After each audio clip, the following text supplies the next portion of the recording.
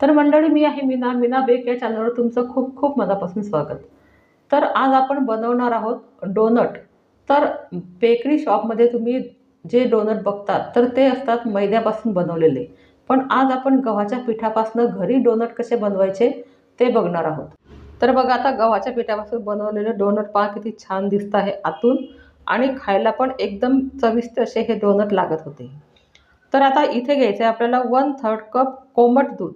तर बघा, आता हे कोमट दूध आपल्याला यासाठी घ्यायचं आहे की आपण जे यीस्ट टाकणार आहोत तर ते फर्मेट व्हायला पाहिजे चांगल्या प्रकारे, म्हणून आपल्या इथे कोमट दूध घ्यावं लागतं. तर आता यातच घ्यायचं आपल्याला 1.5 टेबलस्पून साखर, आणि त्यात ही साखर घेतल्यानंतर आपल्याला इथे 1/2 टेबलस्पून आपल्याला इथे ड्राय यीस्ट घ्यायचं आहे. तर आता हे जे यीस्ट आहे तर हे इन्स्टंट आहे, हे लगेच आपण टाकलं तर हे फर्मेट होतं. पण अजून एक वेगळ्या प्रकारचं यीस्ट मिळतं, तर ते जर टाकलं तर थोडा वेळ आपल्याला हे झाकून ठेवावं लागतं आणि नंतर मग ते फर्मेट होतं. तर हे आता छान आपल्याला या दुधामध्ये मिक्स करायचं आहे. आणि आता यातच घ्यायचं आहे आपल्याला 1 कप गव्हाचं पीठ. तर आता इथे गव्हाच्या पिठापासून आपण हे डोनट बनवणार आहोत. तर तुम्हाला जर गव्हाच्या पिठापासून बनवायचे नसले तर तुम्ही इथे मैद्याचा वापरसुद्धा करू शकता. आणि आता यातच टाकायचं आपल्याला 1 टेबलस्पून कोको पावडर. तर आपण चॉकलेट डोनट इथे बनवणार आहोत, म्हणून आपल्याला इथे कोको पावडर घ्यायची आहे. आणि 1/4 टीस्पून आपल्याला इथे चवीपुरतं मीठ घ्यायचं आहे. तर छान आता असं एकजीव करायचं आहे आपल्याला. तर बघा, आता हे जे इन्स्टंट यीस्ट आपण इथे वापरलेलं आहे तर हे छान असा गोळा केल्यानंतर आपण हे फर्मेट करायला ठेवणार आहोत. तर आता हे छान आपल्याला इथे मिक्स करायचं आहे आणि एकदम स्मूथ आपला इथे गोळा तयार होणार आहे. तर बघा, आता अशा प्रकारे आपला हा गोळा इथे तयार झालेला आहे. तर आता याला आपल्याला अजून छान असं एकजीव करायचं आहे. तर आता इथे ओट्यावरती मी थोडं खाली तेल टाकलेलं आहे, आणि ते तेल टाकल्यानंतर आपल्याला हा जो गोळा आपण तयार केलेला आहे तर हा आपल्याला इथे छान असा एकजीव करायचा आहे. तर बघा, आता याला एकजीव करताना तुम्ही इथे बीटरचा सुद्धा वापर करू शकतात किंवा हाताने, तर हे अतिशय छान होतं. तर बघा, आता हे असं एकजीव करताना आपल्याला 5 ते 7 मिनिट आपल्याला सारखा असं इथे मळायचं आहे.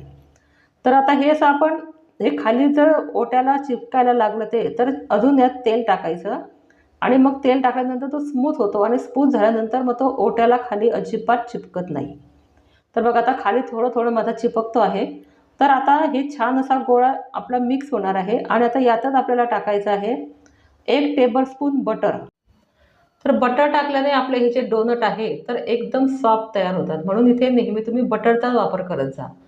तर आता हे बटर टाकल्यानंतर सुद्धा आपल्याला हा गोळा आपला छान असा स्मूथ बनवायचा आपल्याला, आणि पुन्हा आधीसारखी आपल्याला ही स्टेप इथे करायची आहे. तर बघा, आता खाली थोडा हा चिपकतो आहे, तर हे स्मूथ झाल्यानंतर अजिबात गोळा आपला इथे खाली ओट्याला चिपकणार नाही आहे. तर आता ही काळजी तुम्ही इथे घ्यायची आहे. जर का तुमचा गोळा हा खाली चिपकत असला तर तुम्ही याला बटर किंवा तूप इथे लावू शकतात. आणि बघा, आता हे 7 ते 8 मिनिटासाठी आपल्याला ही प्रोसेस अशी करायची आहे. आणि एकदम आपला हा जो गोळा आहे तर तसा स्ट्रेचेबल तयार व्हायला पाहिजे. तर बघा, आता तुम्हाला जाणवत असेल की हा गोळा पहा किती छान असा तयार झालेला आहे. तर आपण उडदाचे पापड करताना जेव्हा तो गोळा असा तयार करतो तसा गोळा आपल्याला इथे हा तयार करायचा आहे, आणि एकदम स्मूथ आपला गोळा इथे तयार झालेला आहे. तर बघा, किती स्ट्रेचेबल आपला हा गोळा इथे बनलेला आहे. तर अशा प्रकारे तुमचा हा गोळा इथे तयार व्हायला पाहिजे. तर बघा, आता ही प्रोसेस करायला मला इथे 8 मिनिट लागलेले आहे. तर मी 8 मिनिट हा गोळा इथे आपल्या ह्या ओट्यावरती असा स्मूथ तयार केलेला आहे. तर बघा, आता हा नंतरची स्टेप पहा मी कसा तयार करते आहे तो गोळा. तर तुम्ही व्हिडिओ अजिबात स्किप करू नका. पूर्ण व्हिडिओ बघा, म्हणजे तुम्हाला कळेल की आपण हे डोनट कशाप्रकारे बनवले आहे. तर बघा, आता अशा प्रकारे हा गोळा इथे तयार झालेला आहे. आणि आता इथे एका बाउलमध्ये आपल्याला थोडं इथे तेल टाकायचं आहे, आणि हा गोळा आपल्याला 1 किंवा 1.5 तासासाठी इथे फर्मेट करायला ठेवायचा आहे. तर बघा, आता उन्हाळ्याचे दिवस आहे तर त्यामुळे हा जो गोळा आहे तर तो अर्ध्या तासात सुद्धा फर्मेट होतो. पण जास्त वेळ जर ठेवला तर तो जास्त फर्मेट होईल, आणि आपले हे जे डोनट आहे तर हे डोनट अतिशय सॉफ्ट तयार होतील, म्हणून त्याला 1 ते 1.5 तासासाठी तुम्ही झाकून ठेवा. तर आता इथे 1.5 तास झालेला आहे, आणि आपण बघूया आपला हा जो गोळा किती फर्मेट झालेला आहे. तर खूप छान असा वरती आलेला आहे, आणि आता यामध्ये जी हवा आहे तर ती हवा आपल्याला काढायची आहे.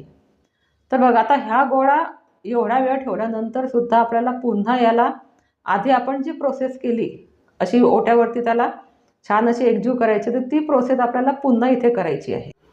तर आता इथे माझ्याकडे हा कटिंग ट्रे आहे. तर इथे आता आपला हा जो गोळा आहे तर आपल्याला फक्त 1 ते 1.5 मिनिटासाठी याला स्मूथ करायचं आहे. तर याला जास्त वेळ आता स्मूथ करायची गरज नाही, कारण छान हा मऊ झालेला आहे आणि यात काही जी हवा वगैरे असेल तर ती निघून जाईल. तर बघा आता आपल्या हे जे डोनट तयार करायचे आहे, तर ह्या किती त्याची साईज ठेवायची तर हे तुमच्यावरती डिपेंड आहे. तर मी आता हे 1 गोळ्यामध्ये 6 डोनट इथे तयार करणार आहे. तुम्हाला जर मोठे करायचे असतील तर तुम्ही 4 इथे तयार करू शकतात. तर आता हे 6 डोनट मी इथे बनवणार आहेत आणि आता हे जे डोनट आहे, तर हे डोनट बनवायची जी स्टेप आहे, तर ती तुम्ही चांगली लक्षात घ्या. कारण ती जी स्टेप आहे, तर ती जर तुम्ही त्याप्रमाणे फॉलो नाही केली, तर तुमचे हे जे डोनट आहे, तर हे छान असे स्मूथ होणार नाही आणि ते फ्राय पण चांगले होणार नाही. तर असे समान आकाराचे आपल्याला इथे हे डोनट तयार करायचे आहे. आणि बघा आता इथे घेतलेला आहे मी एक गोळा. तर हा जो गोळा आहे, तर तो छान आपल्याला हातावरशी असा स्मूथ करायचा आहे. तर बघा आता हा जो गोळा आहे, तर आपण मोदक भरताना जेव्हा आपण सारण टाकतो त्यात आणि वरती आपण हा मोदक तयार करतो, तर त्याप्रमाणे आपल्याला हा गोळा इथे तयार करायचा आहे. तर असा गोल असा छान आपला गोळा इथे तयार होणार आहे आणि नंतर मग याला आपण डोनटचा शेप देणार आहोत. तर बघा आता इथे एक आपलं हे फिंगर घातल्यानंतर आपण हे डोनटचा इथे शेप द्यायचा आहे. तुम्हाला जर असं करायचं नसेल, तर काही बॉटलचं झाकण किंवा काही नोझल वगैरे असेल तुमच्याकडे, तर त्याने सुद्धा तुम्ही असा हा डोनटचा शेप इथे देऊ शकता. तर अशा प्रकारे आपल्याला इथे हे 6 डोनट तयार करायचे आहे. तर बघा आता इथे या प्रकारे डोनट मी तयार केलेले आहे आणि आता हे आपल्याला या ट्रेवरती ठेवायचे आहे. आणि आता हे डोनट तयार केल्यानंतर सुद्धा आपल्याला अर्ध्या तासासाठी हे झाकायचे आहे. म्हणजे आपले हे डोनट जे आहे, तर ते छान असे फुलून वरती येतील.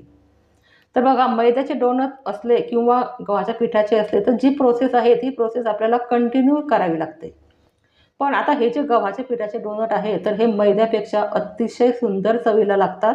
तर हे डोनट तुम्ही नक्की घरी तयार करा. आणि तुम्ही चॅनलवर नवीन असाल तर चॅनलला सबस्क्राईब करा आणि शेजारी जे बेल आयकॉन बटन आहे, तर ते प्रेस करायला मात्र विसरू नका. मी जेव्हा नवीन व्हिडिओ टाकेल, तर त्या नवीन व्हिडिओ तुमच्याकडे सर्वात आधी पोहोचतील. तर बघा आता हे डोनट जे आहे, तर ते छान असे फुललेले आहे आणि त्याची साईजसुद्धा वाढलेली आहे. तर आता इथे कढईमध्ये मी तेल घेतलेलं आहे. तर बघा आता हे तेल जे आहे, तर हे मी खूप कमी घेतलेलं आहे. कारण बघा आता तेल शिल्लक राहिल्यानंतर ते तेल पुन्हा वापरायचं नाही. त्यात कोलेस्टेरॉल तयार होतात. तर बघा आता हे जे तेल आहे, तर हे एकदम कडक तापवायचं नाही. तर असं नॉर्मल तेल आपल्याला ठेवायचं आहे आणि हे तेल असं वरती आपल्याला सोडायचं आहे डोनटच्या. म्हणजे छान आपला हा जो डोनट आहे, तर हा असा खुसखुशीत होणार आहे आणि त्याला छान असे लेयरसुद्धा येणार आहेत फ्राय केल्यानंतर. तर बघा आता हे तेल जे आहे, तर हे तुम्ही जर जास्त कडक तापवलं आणि त्यात हे डोनट टाकले, तर हे डोनट जळतील आणि आतून ते कच्चे राहतील. म्हणून हे तेल जे आहे, तर हे असं मीडियम तापवायचं आणि त्यात हे डोनट टाकायचे. तर बघा आता थोडं-थोडं तेल आपल्याला इथे सोडायचं आहे. तर बघा आता वरनं हा डोनट खूप छान असा फ्राय झालेला आहे. आता आपण खालच्या साईडनं बघूया कसा झालेला आहे तो. बघा आता खालून पण छान असा फ्राय झालेला आहे. तर बघा मंडळी किती छान आपला हा डोनट फ्राय झालेला आहे आणि बघा त्याला क्रॅक किती छान आलेले आहे. तर अशा प्रकारे आपले हे सर्व डोनट इथे मी फ्राय करणार आहे. तर आता इथे फ्राय झाल्यानंतर का टिश्यू पेपरवरती आपल्याला हे सर्व डोनट इथे काढायचे आहे. म्हणजे आपलं जे तेल आहे, तर ते तेल या टिश्यू पेपरला लागेल. म्हणजे आपले हे जे डोनट आहे, तर ते जास्त ऑइली होणार नाही. तर आता या प्रकारे सर्व डोनट मी इथे फ्राय केलेले आहे. तर बघा किती सुंदर कलर आलेला आहे आणि आतून सुद्धा छान असे हे फ्राय झालेले आहे. तर आता या डोनटला आपण थोडे चॉकलेटमध्ये डिप करणार आहोत. तर आता इथे घेतलेलं आहे मी मिल्क चॉकलेट. तर बघा आता ही जी चॉकलेट आहे, तर ही 50 ग्रॅम चॉकलेट मी घेतलेली आहे आणि तिला छान असं मेल्ट केलेली आहे. तर आता या चॉकलेटमध्ये आपल्याला हे जे डोनट आहे, तर हे थोडे डिप करायचे आहे. तर आपल्याला पूर्ण डिप करायचे नाही, थोडे डोनट फक्त इथे डिप करायचे आहे. तर बघा आता या प्रकारे आपला हा जो डोनट आहे, तर इथे हा तयार झालेला आहे आणि आता हे सर्व आपण एका प्लेटमध्ये काढून घेणार आहोत. तर गार्निशिंगसाठी मी थोडे इथे चोको चिप्स टाकले आहे. तर तुम्हाला जर हे टाकायचे नसले, तर तुम्ही शुगर स्प्रिंकल टाकले तरी चालेल. तर बघा आता हे जे डोनट आहे, ते मी फ्रीजमध्ये ठेवले नाही. हे बाहेरच मी सेट करायला ठेवलेले होते आणि आता बघा आतून आपण बघू आपले हे डोनट कसे झालेले आहे ते. तर हाताला पहा एकदम सॉफ्ट लागतं आहे आणि आतून सुद्धा आपले हे डोनट एकदम छान असे बेक झालेले आहे. तर चला मंडळी भेटूया आपण अशाच पुढच्या नवीन व्हिडिओमध्ये.